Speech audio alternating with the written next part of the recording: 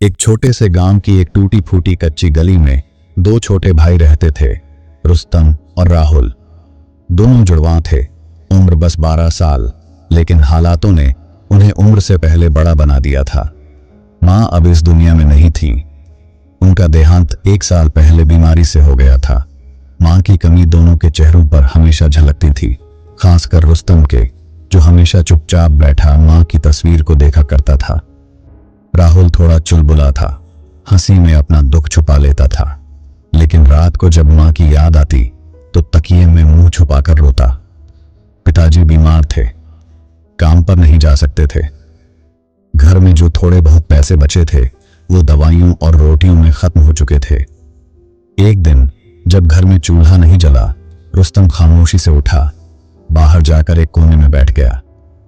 थोड़ी देर बाद राहुल भी वहीं आकर बैठ गया। दोनों ने एक दूसरे को देखा और बिना कुछ कहे समझ गए कि अब वक्त है कुछ करने का। रुस्तम ने धीरे से कहा, राहुल, शहर चलेंगे, वहां काम मिलेगा, कुछ कमाएंगे, पापा का इलाज कराएंगे। राहुल ने पहले हैरानी से रुस्तम को देखा, फिर मुस्कुरा दिया और बोला, हाँ भैया, चलो, अब और रुकना ठीक नहीं। अगली सुबह सूरज निकलने से पहले ही दोनों उठे। एक पुराना झोला निकाला, माँ की तस्वीर उसमें रखी, 2 जोड़ी कपड़े और माँ की सिली हुई पोटली जिसमें कुछ चावल के दाने थे। माँ कहा करती थी, ये घर की लक्ष्मी है। पिताजी ने दोनों को गले लगाया, आंखों में आंसू थे। कांपते हुए बोले, हिम्मत रखना बेटा, और एक दूसरे का साथ कभी मत छोड़ना।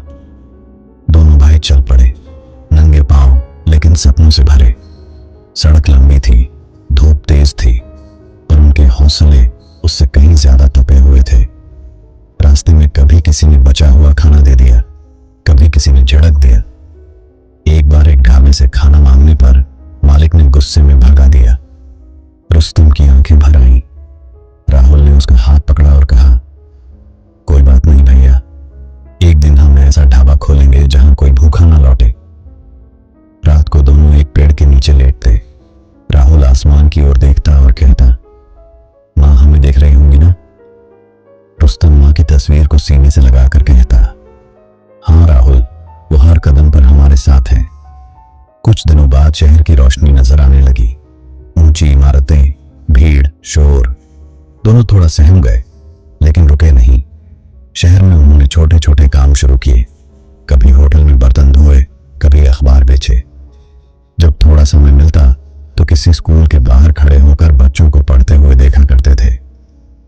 रुस्तम एक दिन बोला, राहुल, मैं भी यहीं पढ़ना चाहता हूं। राहुल मुस्कुराया, और मैं तेरे लिए बस्ता लाऊंगा भैया। शहर अभी भी उनका नहीं था, लेकिन अब डरावना नहीं लगता था। अब वो सीख चुके थे कि जिंदगी में सबसे बड़ी पूंजी पैसा नहीं, साथ होता है।